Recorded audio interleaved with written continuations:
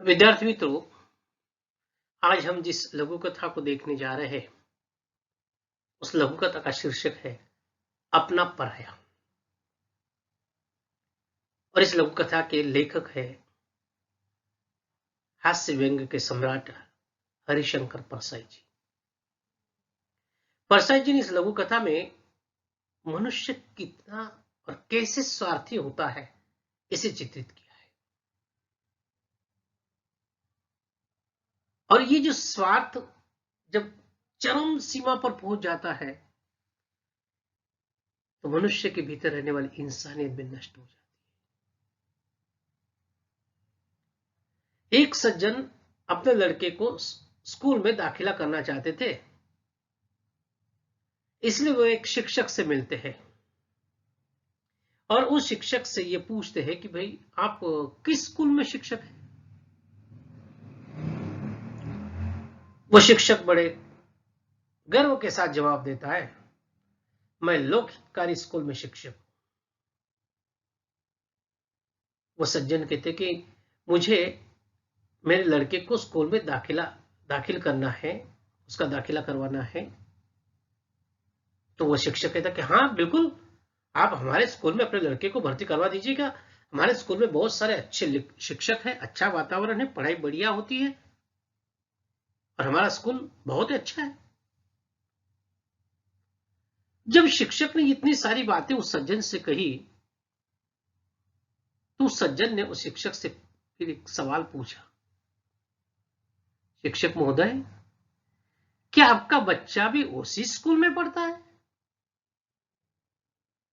तब शिक्षक ने जवाब दिया, जी नहीं, मेरा बच्चा तो आदर्श विद्यालय में पढ़ता है।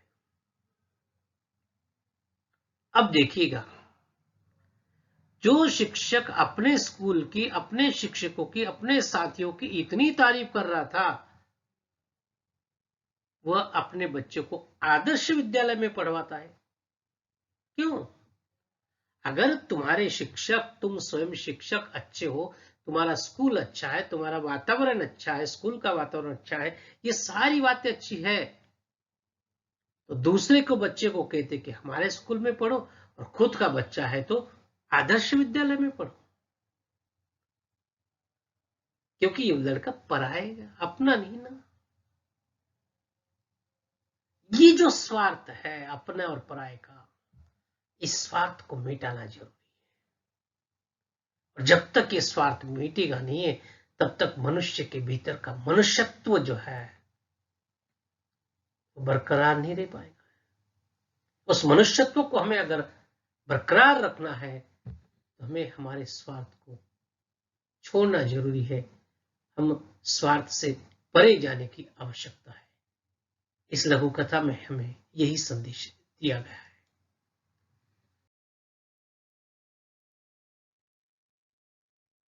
एक जो हमारे एक लघु कथा है जिसका शीर्षक है समय समय की बात, और इसके लेखक है ब्रजभूषण सिंह आदर्श।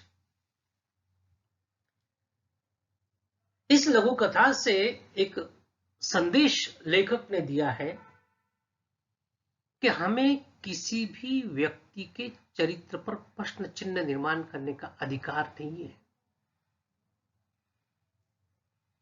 और वो तब भी नहीं है जब हमारा चरित्र अगर शुद्ध नहीं है, तो बिल्कुल भी अधिकार नहीं होता है।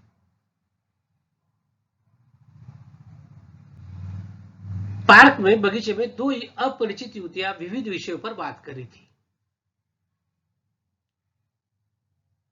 तो उसमें से एक युवती ने पूछा दूसरी युवती से कि तुम कहां रहती हो? दूसरी युवती ने जवाब दिया, मैं मूलगंज में रहती हूं। अब ये जो दो युवतियां हैं, इन दो युवतियों में से एक युवती समाज सेविका है और दूसरी युवती वेश्या है। और मूलगंज ये जो इलाका है, वो इलाका वेश्याओं का है। और जब वो समाज सेविका उसको पूछती और वो जब वो जवाब देती कि मैं मूलगंज में रहती हूं, तब वो समाज सेविका कहती वो इलाका तो वेश्याओं का है। तो दूसरी युवती ने कहा, हाँ है, और मैं वेश्या हूं। उस युवती ने ये बात कही, उसके पहले समाज सेविका ने उसको अपना विजिटिंग कार्ड दे दिया था। और जैसे ही उसको पता चला कि ये मूलगंज की वेश्या है, वो कहती कि मैंने जो तुम्हें विजिटिंग कार्ड दिया था ना, मुझे वो वापस करो। केवल वापस नहीं किया, वापस करने की बात नहीं की उसने, साथ में उसको ये हिदायत भी दी कि तुमको मेरे घर आने की जरूरत नहीं है। मेरे वे मतलब उसके पति, वे यदि जान गए कि मैं तुम्हारे साथ थी, वेश्या के साथ थी, तो मुझे घर से बाहर निकाल देंगे। इसलिए तुम मेरे घर पर बिल्कुल नहीं आना। उस पर वो वेश्या युवती कहती है कि तुम्हारे जो वे है उन्हें ये शोभा नहीं देता। क्यों नहीं शोभा देता है? क्योंकि वे मेरे घर पर आते तो मैं कभी उन्हें बाहर नहीं करती, मेरे घर से नहीं निकाल देती उन्हें, मेरे घर पर अक्सर वो आते जाते रहते। जैसे ही वो वेश्या ये बात कहती है, समाज सेविका को आश्चर्य होता है। वो पूछते, तो क्या मेरे पति तुम्हारे घर पर आते? तब वो वेश्या कहते, हाँ, हम एक दूसरे से परिचित है हम दोनों। और जैसे ही वह समाज सेविका ये बात सुनती है, वह सुनते ही वह समाज सेविका निढाल हो जाती है। क्यों निढाल हो जाती है? क्योंकि बातचीत करने के पहले विजिटिंग कार्ड दे देती है, और जैसे ही पता चलता है कि वेश्या है तो वो वापस देती है और मेरे घर पर ना आने की बात कहती है। तू अपने घर पर आने की बात नहीं कहती, लेकिन तेरा पति तो उसके यहां पर जाता है। तो ये लघु कथा में ये संदेश देती है कि दूसरे के चरित्र को बुरा कहने से पहले हमें हमारे गिरेबान में झांक कर देखना चाहिए कि हम कैसे हैं। वैश्या हुई तो क्या हुआ, है तो वह स्त्री। इस तरह ये लघु कथा में इस प्रकार का यह संदेश देती है।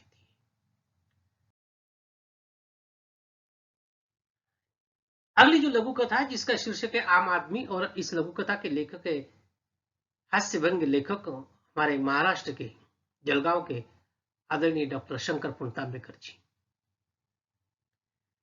पुणतांबेकर जी ने व्यंग्य के माध्यम से साहित्य की बड़ी सेवा की, और हिंदी व्यंग्य साहित्य का जब भी इतिहास लिखा जाता है, उस इतिहास के भीतर शंकर पुणतांबेकर का नाम अवश्य आता है। मराठी भाषिक रहने वाले लेखक ने हिंदी में अपनी एक पहचान, विशिष्ट पहचान बनाई है, और उनके द्वारा लिखित एक लघु कथा जिसका शीर्षक है आम आदमी। अब देखिएगा, इस लघु कथा में कहानी है, नदी में नाव जा रही थी और उस नाव में लोग बैठे हुए थे। कौन कौन लोग थे वे? डॉक्टर थे, अफसर थे, वकील थे, व्यापारी थे, उद्योगपति थे, पुजारी थे, नेता थे, और इन सब में एक आम आदमी था जो उस नाव में बैठकर सफर कर रहा था। नाव किनारे से शुरू हुई, और जैसे ही नाव आगे मझधार में गई, मझधार में जाते ही उस नाविक ने नाव में बैठे हुए सारे लोगों से कहा कि भाइयों सुनो, कि नाव में ज्यादा बोझ हो गया है, हम में से यदि कोई एक आदमी कम हो जाए तो अच्छा होगा, वरना नाव डूब जाएगी। अब मझधार में नाव आई है, उस समय नाविक कह रहा है कि कोई, मान लो नाविक अगर वो नदी में छलांग लगा ले तो नाव को चलाएगा कौन? वो तो महाशी है, वो नाविक है, उसके बिना नाव चल नहीं सकती। क्योंकि जो बैठे हुए जितने सारे हैं, डॉक्टर, वकील, उद्योगपति, व्यापारी, नेता, आम आदमी, इनको थोड़ी नाव चलाते आती है। तो फिर प्रश्न निर्माण हुआ कि हम सब में से कौन ऐसा व्यक्ति है कि जो नदी में तैरकर पार जा सकता है, उसको यहां से निकालना जरूरी है। ये सारे डॉक्टर, वकील, व्यापारी ये सब चाहते थे कि आम आदमी जो है वो पानी से कूद कर जाए, क्योंकि वो तैरना जानता है। फिर ये सारे के सारे लोग, व्यापारी, वकील, जितने भी थे, अफसर, उद्योगपति, पुजारी, ये सब के सब आम आदमी के पास गए और आम आदमी के पास जाकर वो कहने लगे कि देखो, नाविक ने ये बात कही है कि अगर हम में से कोई एक व्यक्ति अगर नाव में से उतर जाए, चला जाए, तो नाव आगे पार हो सकती, वरना नाव डूब जाएगी। और हम ये चाहते कि आप आम आदमी हो, आप तैरना जानते हो, आप तैरते तैरते किनारे पर आ सकते, हमको तैरना आता ही नहीं है, इसलिए हम चाहते कि आप नाव में से उतर कर पानी में छलांग लगा दो, नदी में छलांग लगा दो और किनारे पर आप तैरते हुए चले जाओ। आम आदमी ने स्पष्ट मना कर दिया, ना बिल्कुल नहीं, जब मेरे पर कोई आपत्ति आती उस समय तो आप लोग कहां जाते हो, अब मैं क्यों जाऊं।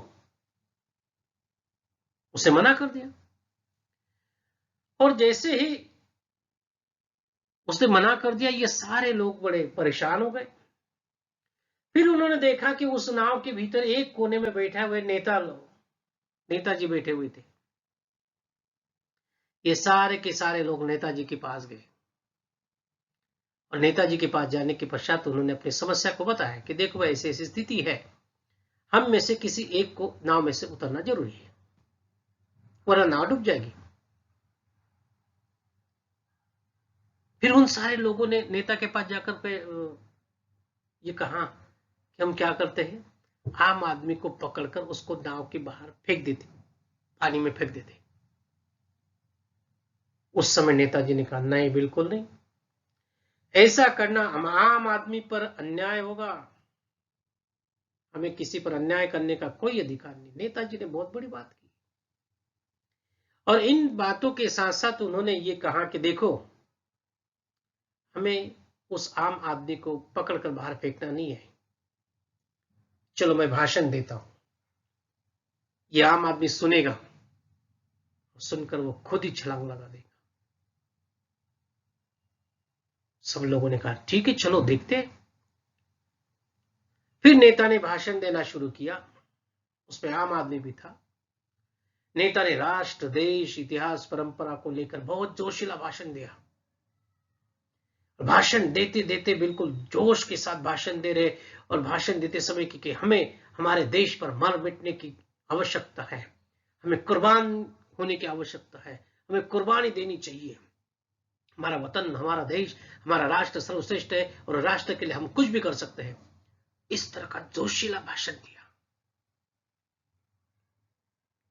आम आदमी था, उस आम आदमी ने उस नेता का जोश भरा भाषण सुना, माफ कीजिएगा, और वो भाषण सुनकर वो नदी में कूद पड़ा।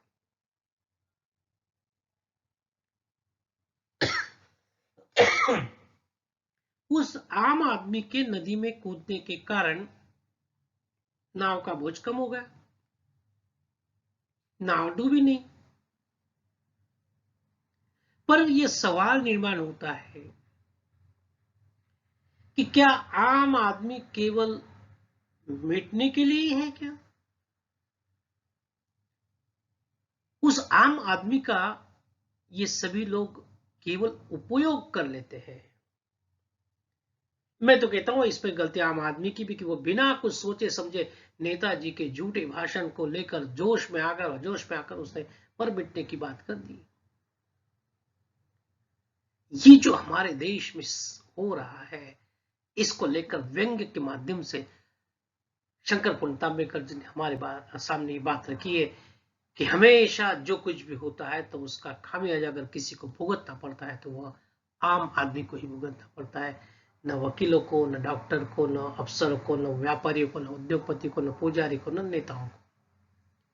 और वही यही वो आम आदमी है जो नेताओं के जोशीले भाषण के जोश में आकर कुछ भी करने के लिए तैयार होता है।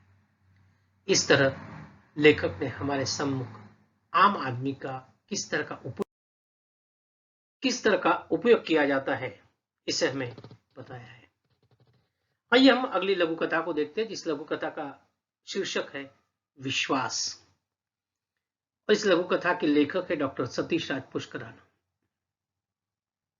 इस लघु कथा में दो ही पात्र हैं, एक बीमार पत्नी और उसका पति।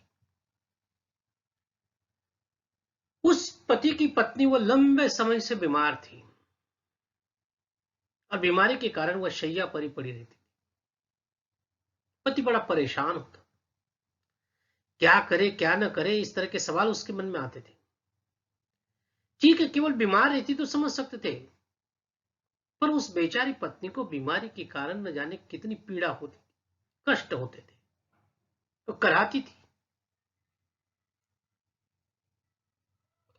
और उसकी उस पीड़ा को देखकर वो पति और भी ज्यादा परेशान होता।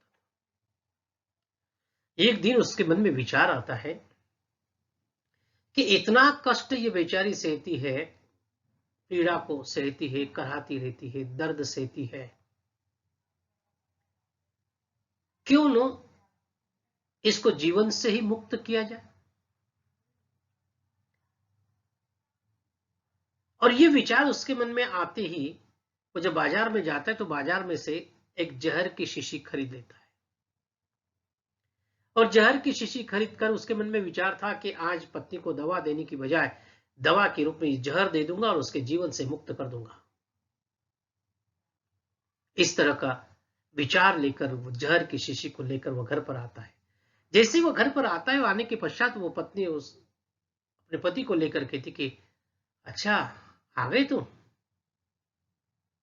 पति जवाब देता, हाँ आ गया, और एक काम करो, तुम दवा ले लो। पत्नी के कहती, उसने जवाब दिया, देखो जी, इतनी दवाइयां मैंने खा ली, कुछ भी उपयोग नहीं हुआ। न मेरी पीड़ा कम हुई, न मेरा दर्द कम हुआ, न मैं ठीक हुई। बीमार की बीमार शैया पर पड़ी रहती है। अब मैं कोई दवा नहीं खाऊंगी। और इस तरह की बात जब पत्नी कहती है, उस पर वो पति अपनी पत्नी से कहता कि देखो, आज मैं तुम्हारे लिए अच्छी दवाई ले आया हूं, और इस दवाई को अगर तुम लोगी ना तो बिल्कुल तुम ठीक हो जाओगी। कुछ क्षण पहले उस पत्नी ने कहा था कि मैंने कितनी दवाइयां खा ली, अब मेरी कोई इच्छा नहीं खाने की, दवाई दवाई लेना ही नहीं मुझे। पर पति ने बड़े प्यार से जब कहा कि आज मैं तुम्हारे लिए अच्छी दवा लाया हूं, इससे तुम ठीक हो जाओगी, इसे तुम खा लो।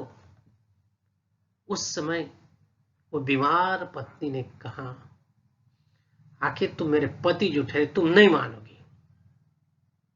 और वो जो वाक्य कहते, बड़ा महत्वपूर्ण वाक्य है, वो कहती कि अब तुम मुझे जहर भी दे दो तो मैं पी लूंगी। इतना विश्वास उसको अपने पति पर था, और उसका पति तो जहर लेकर आया था।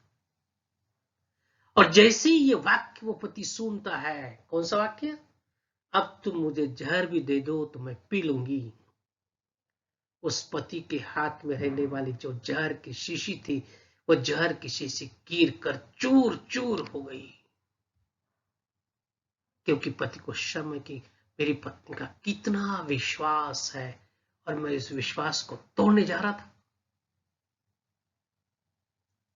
तो उस विश्वास को टूटने की बजाय वो जहर की शीशी टूट गई, गिर गई, गिर कर चूर चूर हो गई। इस तरह इस लघु कथा में बड़ी ही संवेदनशीलता के साथ लेखक ने विश्वास की बात बताई है। आज के लिए इतना ही। धन्यवाद।